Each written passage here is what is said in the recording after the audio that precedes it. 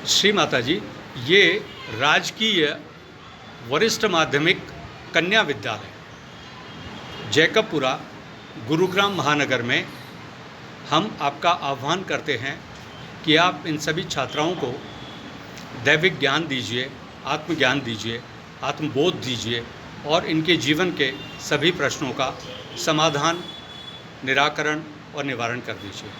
तालियां बजाइए।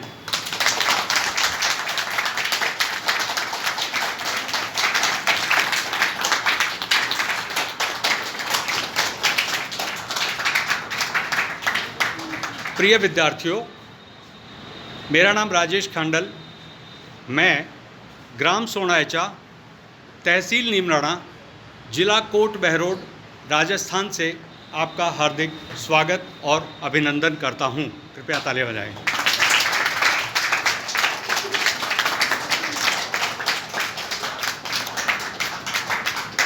स्थानीय स्तर पर हम लोग सहयोग ध्यान केंद्र शीतला कॉलोनी के केंद्र का प्रतिनिधित्व करते हैं और वहां से आकर आपको सहयोग के विषय में बताना चाहते हैं।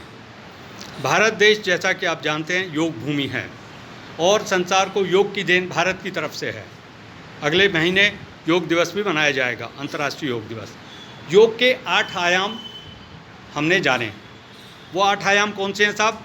यम, नियम, आसन, प्राणायाम, प्रत्याहार, ध्यान, धारणा और समाधि।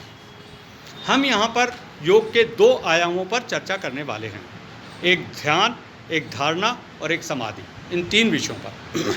समाधि तो एक अवस्था है जब आपकी चेतना शांत हो जाएगी। योगस् चित्त वृत्ति निरोधः।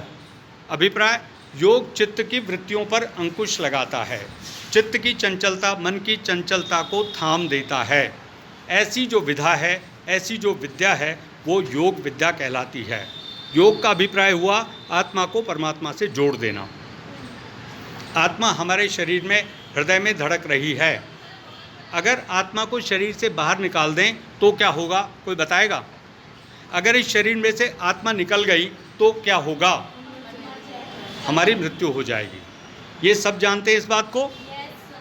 अब एक और स्थिति है कि आत्मा को शरीर से जीते जी बाहर निकाला जा सकता है और शरीर मरेगा नहीं। ऐसा संभव है क्या कि आत्मा को शरीर से बाहर निकाल लें और शरीर विद्यमान रहे? ऐसा संभव है क्या? ऐसा संभव हो गया। और ये संभव किसने करके दिखाया? परम पूज्य आदिशक्ति श्री माता जी निर्मला देवी ने।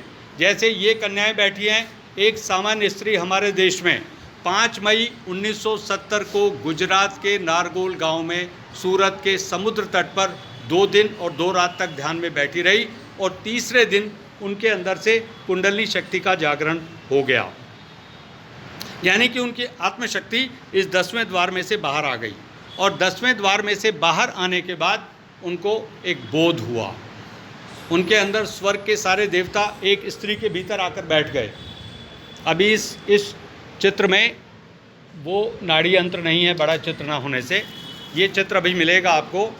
इस नाड़ी यंत्र में, ये हमारी काया का चित्र है, इसमें जो 7 चक्र हैं, मूलाधार, स्वादिष्ठान, मणिपुर, अनहद, विशुद्धि, आज्ञा और सहस्त्रार, ये जो 7 कमल के फूल हैं हमारे भीतर, ये कमल के फूल उनके अंदर प्रकाशित हो गए और स्वर्ग के सारे देवता एक ही स्त्री के भीतर आकर बैठ गए। ऐसा हमारे देश में हो गया। फिर उसके बाद ये स्त्री होश में आई। इसके साथ क्या हुआ? उन्होंने बताया कि बेटा, मेरे को खुद